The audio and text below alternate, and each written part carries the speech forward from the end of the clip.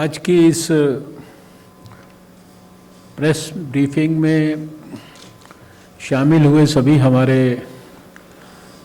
पत्रकार भाइयों और बहनों का हृदय से स्वागत है, अभिनंदन है।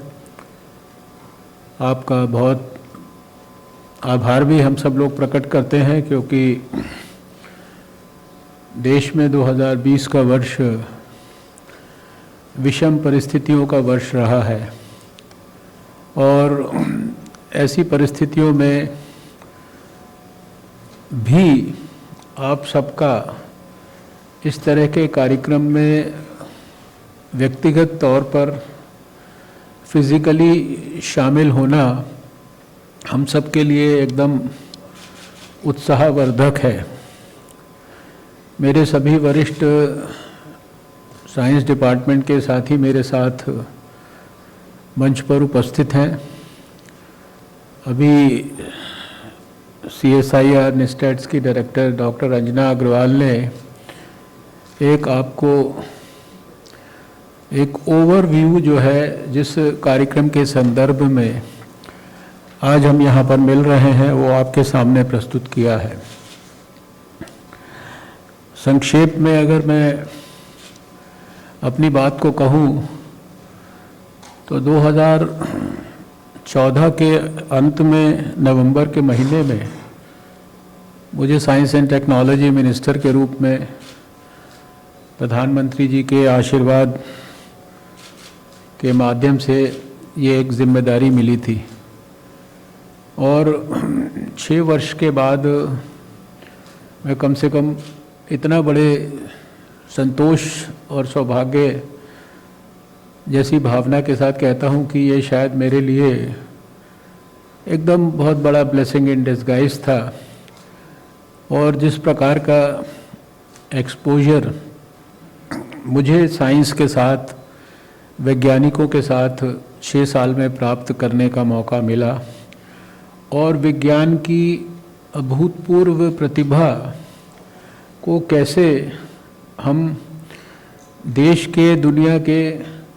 लोगों की जो अनसुलझी समस्याओं के समाधान के अंदर इस्तेमाल कर सकते हैं, उस पोटेंशियल को देखने का, समझने का और उस पोटेंशियल को एक प्रकार से क्रियान्वित होते हुए जनता के, देश के लाभ के लिए परिवर्तित होते हुए मैंने स्वयं अपनी आँखों से देखा है। स्वास्थ्य के क्षेत्र में काम करते हुए हमेशा मेरा ये मत रहा है कि जब तक स्वास्थ्य एक बड़ा जन आंदोलन नहीं बनता, तब तक स्वास्थ्य के क्षेत्र से जुड़ी हुई जो लोगों के हित की बातें हैं उनका लाभ लोगों तक पहुंचाना कठिन काम है। लेकिन विज्ञान मंत्रालय में आने के बाद 2014 में कुछ ही समय के बाद जब नज़दीक से लेबॉर्ट्रीज़ में जाकर वैज्ञानिकों को काम करते हुए देखा और ये देखा कि उन्होंने असाधारण काम किए हैं। कोई ऐसा विषय नहीं है जिसके ऊपर भारत के अंदर असाधारण उपलब्धियां ना हासिल हुई हों, लेकिन फिर भी ऐसा लगता था कि ना तो इन उपलब्धियों के बारे में, ना ही इन कामों के बारे में लोगों को कोई विशेष जानकारी है और न ही हमारे जो आने वाले एस्पिरेंट या एस्पायरिंग जो साइंटिस्ट हैं, हमारा जो भविष्य है, बच्चे हैं, उनके अंदर भी शायद विज्ञान के प्रति उस प्रकार की जिज्ञासा नहीं है। और उसी सब बातों को देखते देखते, समझते समझते अगले कुछ महीनों में ये विचार मन में आया कि विज्ञान को भी एक बड़ा जन आंदोलन बनना चाहिए और विज्ञान को जन आंदोलन बनने के लिए ये इंडिया इंटरनेशनल साइंस फेस्टिवल, इसकी सबसे पहले कल्पना और सोच भारत सरकार के विज्ञान मंत्रालय ने, जो हमारे विचार परिवार के साथ वैज्ञानिकों की जुड़ी हुई संस्था है विज्ञान भारती, जिसके बारे में अभी उनके ऑर्गेनाइजिंग सेक्रेटरी जयंत सहस्रबुद्धे जी ने हमारे सामने संक्षेप में बात रखी है कि एक स्वदेशी साइंस मूवमेंट जो भारत में चलता था ऐसे वैज्ञानिकों के माध्यम से, ऐसे विज्ञान भारती के लोग और भारत सरकार का साइंस एंड टेक्नोलॉजी मंत्रालय, जिसके सभी कंपोनेंट्स, जिसके सभी वरिष्ठ सेक्रेटरी यहाँ मेरे दाएं बाएं सब लोग बैठे हैं, तो उस नाते ये 2015 में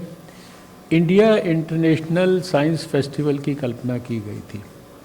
और इसके माध्यम से विज्ञान के सारे संबंधित लोग देश में विदेश में, हर उम्र के, हर अनुभव के, हर लेबॉर्ट्री के, हर आयाम से जुड़े हुए, उनको कैसे जनता के साथ जोड़ना है और कैसे आने वाले हमारा जो फ्यूचर है, फ्यूचर जनरेशन्स हैं,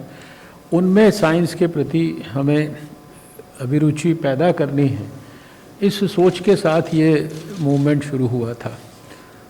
15 के अंदर दिल्ली के आईआईटी में, 16 के अंदर फिर इसी तरह से नेशनल फिज़िकल लेबॉर्ट्री में, और इसके बाद फिर हमने देखा कि ये कार्यक्रम हम लोगों ने चेन्नई में किया, ये कार्यक्रम हम लोगों ने लखनऊ में किया, ये कार्यक्रम हम लोगों ने कलकत्ता में किया, और इन 5 पिछले साइंस फेस्टिवल्स में सौभाग्य से देश की सभी बड़ी बड़ी महान हस्तियों को, खाली राजनीतिक क्षेत्र के नहीं अपितु वैज्ञानिक दृष्टिकोण वाले, एकेडमिक क्षेत्र के, ये सारे लोग, जिसमें कि भारत के राष्ट्रपति, भारत के उपराष्ट्रपति, भारत के प्रधानमंत्री, भारत के गृह मंत्री, भारत के कैबिनेट के बड़े बड़े सभी मंत्रीगण, सारे देश भर के अंदर गवर्नर्स, इसी तरह से सारे जो हमारे कई अड़ोस पड़ोस के और दूसरे विदेशों के साइंस एंड टेक्नोलॉजी मिनिस्टर्स और विदेशों के अंदर काम करने वाले हमारे इंडियन डायस्पोरा से जुड़े हुए हमारे वैज्ञानिक, ये सब लोगों ने उसके अंदर भाग लिया। देश के अंदर जो हमारे पार्लियामेंट मेंबर्स थे, उनके जो एडॉप्टेड विलेजेस थे, वहाँ से बच्चों को उनमें भाग लेने के लिए प्रेरित किया जाता था, उनके लिए सारी व्यवस्थाएं की जाती थी, और हज़ारों बच्चे इस प्रकार के उन्होंने पिछले हमारे साइंस फेस्टिवल्स में भाग लिया। इनोवेटर्स ने भाग लिया, हमारे जो साइंस के साथ जुड़े हुए और बहुत सारे पहलू हो सकते हैं, कोई साइंस की फिल्म्स हो सकती हैं, कोई साइंस के साथ जुड़ा हुआ आर्ट का विषय हो सकता है। और जैसा आपने अभी आज भी देखा कि लगातार हम लोग साइंस के माध्यम से जो देश की जो मेजॉरिटी है, जो गांव में रहती है, रूरल एरियाज़ में रहती है, जो गांव का जो हमारा किसान है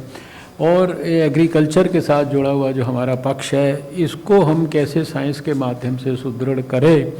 ये प्रक्रिया भी धीरे धीरे करके हम लोगों ने शुरू की, और इसको इस बार और ज़्यादा बड़ा बूस्ट जो है ये मिल रहा है। इस बार 2020 का जो वर्ष है, ये जहाँ एक तरफ कोविड के कारण ये हम सब के लिए, हम सब पूरा 1 वर्ष इस बात के साक्षी हैं, जो जो कुछ सबने देखा है, समझा है, सहन किया है, कितने सारे देश के अंदर लोग अपने उन्होंने प्राण गंवाए, कितने सारे कोरोना वॉरियर्स की जो है इसके अंदर हमारे प्राण की रक्षा करते हुए शहादत हुई, ये सब हुआ है। लेकिन इस सब के बावजूद भी अगर मैं 2020 के वर्ष को ये साइंस का वर्ष कहूँ या वैज्ञानिकों का वर्ष कहूँ या वैज्ञानिकों की उपलब्धियों का वर्ष कहूँ, या ये कहूँ कि the scientific community really rose to the occasion in 2020 in spite of covid and everything, not only in India but all across the world, तो ये कोई अतिशयोक्ति शायद नहीं होगी। साइंस की जो ताकत है, साइंस का जो पोटेंशियल है, साइंस के लिए जो नेशनल इंटरनेशनल कोलैबोरेशन का जो भाव पैदा होने की आवश्यकता है, वो सारा कुछ हम लोगों ने अपनी आँखों के सामने 2020 में होते हुए देखा है। और इसलिए 2020 में यद्यपि फिज़िकली जहाँ हमारे साइंस फेस्टिवल्स के अंदर, अगर मैं स्मरण करूँ अपने लखनऊ के फेस्टिवल को या कलकत्ता के फेस्टिवल्स को, तो लाखों की तादाद में हमारे जो पहला जो IIT दिल्ली में फेस्टिवल हुआ था, उसमें शायद हम लोग अपनी कैलकुलेशन करते थे 3-4 लाख लोगों का फुटफॉल था। लेकिन हमारा लखनऊ का जो फेस्टिवल हुआ था, जिसमें कि भारत के राष्ट्रपति जी भी गए, हमारे उत्तर प्रदेश के मुख्यमंत्री नितिन गडकरी जी, बहुत लोग वहाँ रहे, उसमें 10 लाख से ज़्यादा का फुटफॉल था। इसी प्रकार से पिछले वर्ष जब कलकत्ता के अंदर जब हमारे प्रधानमंत्री जी ने उसको एड्रेस किया था बच्चों को, तो कई हज़ार बच्चे और सारे लोग उसके अंदर उन्होंने भाग लिया था। तो इस श्रृंखला को हम लोग कोविड के बावजूद किसी भी कारण से इसको टूटने नहीं देना चाहते थे और सबने मिलकर विचार विमर्श किया। 2020 में भी इंडिया इंटरनेशनल साइंस फेस्टिवल होगा और वो शुरुआत भी उसकी एक महत्वपूर्ण दिन में होगी और उसका जो अंत है वो भी एक महत्वपूर्ण दिन में होगा। और इसलिए कल 22 दिसंबर, जो कि देश के इतने बड़े प्रसिद्ध वैज्ञानिक रामानुजन साहब की जयंती है, उस दिन ये हमारा कार्यक्रम प्रारंभ हो रहा है। और 25 दिसंबर जो हमारे सबके हृदय के साथ इतने जुड़े हैं, देश के पूर्व प्रधानमंत्री हैं श्री अटल बिहारी वाजपेयी जी की जयंती,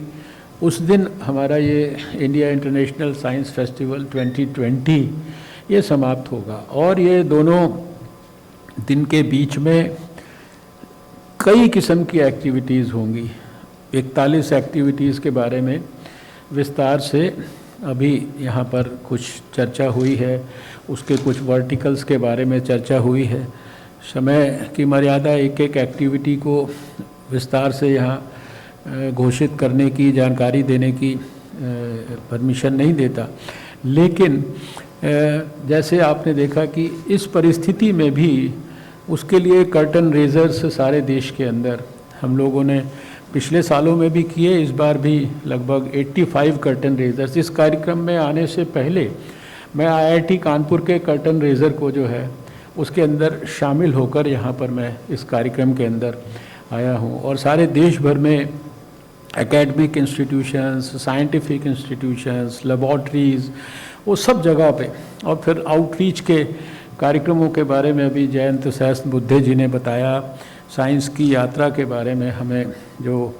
रंजना जी ने बताया, ये सारी चीज़ों के बारे में। और इसमें आने वाले समय के अंदर जो 5-6 दिन कार्यक्रम होंगे, इसमें बहुत सारे विदेशों के मंत्री भी इसके अंदर भाग ले रहे हैं, हमारे अपने जो साथी मंत्री लोग भाग ले रहे हैं, सारे देश भर के हमारे बहुत सारे साइंस एंड टेक्नोलॉजी मिनिस्टर्स भाग ले रहे हैं, और इंडियन डायस्पोरा से जुड़े हुए लोग, ये सारे लोग जो है इंडस्ट्री के लोग, इसरो के लोग, DRDO के लोग, साइंस के और जितने भी आयाम हैं वो सब शामिल हो रहे हैं। लेकिन हम सब के लिए इन सब के ऊपर जो बहुत खुशी की और संतोष की बात है कि हमारे इस इंडिया इंटरनेशनल साइंस फेस्टिवल 2020 का उद्घाटन स्वयं हमारे प्रधानमंत्री श्री नरेंद्र मोदी जी कल शाम को 4:30 बजे करने वाले हैं। और इसका जो समापन कार्यक्रम है वो भी जब 25 तारीख को होगा, उस कार्यक्रम में भी हमारे भारत के उपराष्ट्रपति श्री वेंकैया नायडू जी उसमें शिरकत करेंगे। इसके बीच में बहुत सारे अलग अलग प्रकार की एक्टिविटीज़ में हमारे बहुत सारे वरिष्ठ नेतागण, बहुत सारे मंत्री लोग, वो सब उसमें शामिल होंगे। प्रधानमंत्री नरेंद्र मोदी जी ने लगातार पिछले 5-6 साल में हम लोगों ने देखा है कि वैज्ञानिकों को बहुत प्रोत्साहित किया है, विज्ञान को आगे बढ़ाने के लिए बहुत सारा सहयोग, समर्थन, मार्गदर्शन किया है। इनोवेशन का इकोसिस्टम भारत का दुनिया के अंदर सबसे ज़्यादा प्रभावी इकोसिस्टम बन जाए, इसके लिए स्टार्टअप और स्टैंडअप जैसे मूवमेंट्स उन्होंने देश में खड़े किए हैं। और शायद आज इसीलिए जितने भी साइंस के डेवलपमेंट के, साइंस के प्रोग्रेस के जितने भी पैरामीटर्स और इंडिकेटर्स हैं उनमें अधिकांश इंडिकेटर्स और पैरामीटर्स में भारत जो है वो पहली, दूसरी, तीसरी, चौथी, पांचवी या फर्स्ट 10 पोजीशंस के अंदर आता है। प्रधानमंत्री जी ने इस कोविड के एक प्रकार से कष्टदायक काल में भी पूरा देशवासियों का कॉन्फिडेंस बनाए रखने के लिए आत्मनिर्भरता की बात की है, आत्मनिर्भर भारत की बात की है। हम कैसे आत्मनिर्भर विषम परिस्थितियों के बावजूद भी हो सकते हैं, उसका उदाहरण शायद कोविड की जो जंग है उससे बड़ा कोई उदाहरण नहीं है। कैसे वैज्ञानिकों ने, चाहे वो पीपीई किट्स हो, चाहे वो वेंटिलेटर्स हो, चाहे वो N95 मास्क हो, चाहे वो नई नई दवाओं की डिस्कवरी हो, चाहे रीपर्पसिंग हो, चाहे जो वायरस का आइसोलेशन हो, चाहे वायरस की जीनोम सीक्वेंसिंग हो, और चाहे एक थोड़े समय में, छोटे समय के अंदर वैक्सीन का डेवलपमेंट हो। इतने प्रकार के आयामों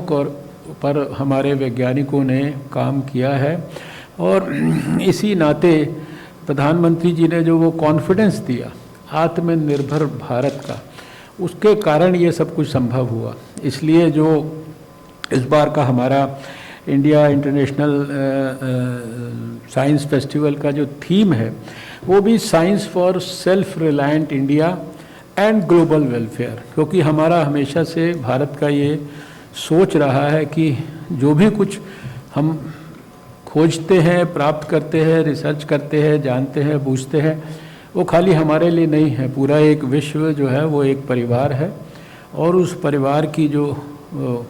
हमें सब प्रकार से चिंता करनी है वो हमारा सबका मिलके धर्म है। इसीलिए हमारा जो थीम है इस बार का science for self reliant India and global welfare है। और आने वाले 4-5 दिन के लिए, जैसा अभी रंजना जी के द्वारा बताया गया कि लगभग 1 लाख से ज़्यादा लोग ऑलरेडी ऑनलाइन रजिस्टर हो चुके हैं। इतनी प्रकार की एक्टिविटीज़ एक साथ इसमें होंगी। मैं ये चाहता हूँ क्योंकि जो हमारे मीडिया के बंधु हैं उनके पास जो ताकत है वो हमें पता है कि हम जितनी मर्ज़ी मेहनत करेंगे, लेकिन उनकी ताकत के आगे हमारी जो सारी मेहनत है उसके जो भी कोई सुपरिणाम संभव है वो सब कमज़ोर पड़ जाते हैं, क्योंकि आपकी कलम में बहुत बड़ी ताकत है और आप अपनी कलम की ताकत से बात को कहाँ से कहाँ और कितने विस्तार से पहुँचा सकते हैं, ये हमने पिछले सालों के साइंस फेस्टिवल्स में देखा है। पिछले सालों के साइंस फेस्टिवल्स में तो सारे देश भर के जर्नलिस्ट को हम लोग उस स्थान पर लेकर जाते थे जहां साइंस फेस्टिवल होता था, लेकिन इस बार सभी लोगों को ऑनलाइन भी निमंत्रण है और जिस भी प्रकार से जो हमारे पास टेक्नोलॉजी के इस्तेमाल के तरीके हैं उन सब का इस्तेमाल इस बार किया जाएगा। अपने आप में ये हो सकता है कि ये 6 साइंस फेस्टिवल्स के बाद जब हम विश्लेषण करें तो हमें लगे कि शायद ये कोरोना काल का जो साइंस फेस्टिवल है ये हमारे लिए एक ब्लेसिंग इन डिस्गाइज था और भविष्य में हमारे लिए और ज़्यादा मात्रा में और बड़े पैमाने पर ऐसे फेस्टिवल्स करने की इससे हमें प्रेरणा मिले। तो बातें तो इसके बारे में बहुत हो सकती है, लेकिन आपको निश्चित रूप से जो इसके लिए ब्रोशर वगैरह बनाए गए हैं वो सर्कुलेट होंगे, उनको आप थोड़ा सा अगर अध्ययन करेंगे तो निश्चित रूप से बहुत सारी जानकारियां हैं जो आपके माध्यम से देशवासियों को जा सकेंगी। मैं इस अवसर पर डॉक्टर APJ अब्दुल कलाम साहब को इस अवसर पर अपने अटल बिहारी वाजपेयी जी को विशेष रूप से मैं याद करना चाहता हूं, क्योंकि जहां लाल बहादुर शास्त्री जी ने जय जवान और जय किसान का नारा दिया था, तो साइंस को सेंटर स्टेज पर इंडियन पॉलिटिक्स के लेकर आने का काम जो था उसमें अटल जी ने बहुत बड़ा महत्वपूर्ण योगदान किया जब उन्होंने जय जवान जय किसान के साथ जय विज्ञान किया। लेकिन उसको एक लंबी छलांग से और आगे बढ़ाने के काम में जब हमारे प्रधानमंत्री नरेंद्र मोदी जी ने, जहाँ तक मुझे याद है कि पंजाब के अंदर जब साइंस कांग्रेस हुई थी, वहाँ उन्होंने कहा कि ये खाली जय जवान जय किसान और जय विज्ञान अकेले नहीं है, इसके साथ साथ जय अनुसंधान भी जुड़ना चाहिए, और इसके साथ जय अनुसंधान भी जुड़ गया, और उसी का परिणाम है कि वैज्ञानिकों को इतना उत्साह मिला है। वैज्ञानिकों को प्रधानमंत्री जी ने उनकी साइंटिफिक सोशल रिस्पॉन्सिबिलिटी का स्मरण कराया है, और आज हमें बड़ी खुशी है कि हम हमारे वैज्ञानिकों की ऊर्जा और उनकी जो एक प्रकार से इंटेलेक्चुअल एबिलिटी है, उसके आधार पर हम ये कह सकते हैं कि हम 2022 में नया भारत भी देशवासियों को डिलीवर कर सकते हैं, और 2030 तक जो भी सस्टेनेबल डेवलपमेंट गोल्स वगैरह हैं, उनको समय से पहले अगर कोई पूरा करके दिखाएगा साइंस की और सब चीज़ों की मदद से, तो वो भारत करके दिखाएगा। तो आज के इस अवसर पर आप सबको निमंत्रण है, आपके माध्यम से सारे देशवासियों को निमंत्रण है इंडिया इंटरनेशनल साइंस फेस्टिवल के लिए। विशेष रूप से प्रधानमंत्री जी के कल के इनॉग्रेशन के कार्यक्रम और उपराष्ट्रपति जी के जो समापन कार्यक्रम के लिए विशेष रूप से निमंत्रण है, और ख़ासकर निमंत्रण है देश के यंग बच्चों को कि आप विज्ञान की गहराई में डूबिए। इस समय भले ही कोविड काल में आप अपने स्कूल कॉलेज में ना जा पा रहे हों, लेकिन घर में ही बैठकर आप इतना बड़ा विज्ञान का दर्शन कर सकते हो, इतनी सारी लेबॉर्ट्रीज़ में जा सकते हो, इतने प्रकार के वक्तव्य सुन सकते हो, इतनी दुनिया भर की जानकारियाँ प्राप्त कर सकते हो कि जो शायद आपको कभी एक साथ 2-3 दिनों के अंदर इतना मौका नहीं मिलेगा। तो बहुत बहुत आपका सबका हृदय से आभार, और इस विश्वास और उम्मीद के साथ कि आप सब अगले 4 दिन कम से कम 25 दिसंबर तक हमारे साथ इंडिया इंटरनेशनल साइंस फेस्टिवल में जुड़े रहेंगे। आपको सबको भगवान से प्रार्थना है कि कोविड काल में आपके स्वास्थ्य की, आपके परिवारजनों के, आपके मित्रों की, आपके साथियों के स्वास्थ्य की रक्षा भी हो। आपको सबको क्रिसमस की बधाई है, आपको आने वाले नए साल की भी एडवांस में बधाई है। बहुत बहुत धन्यवाद।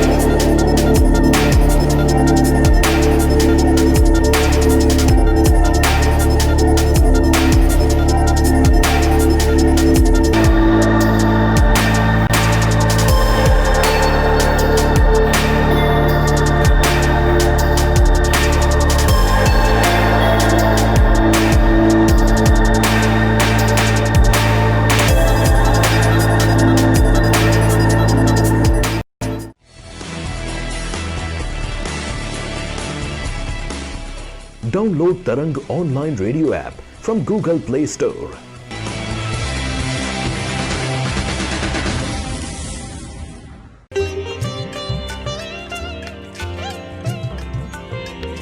You are listening to Tarang Devotional Online Radio.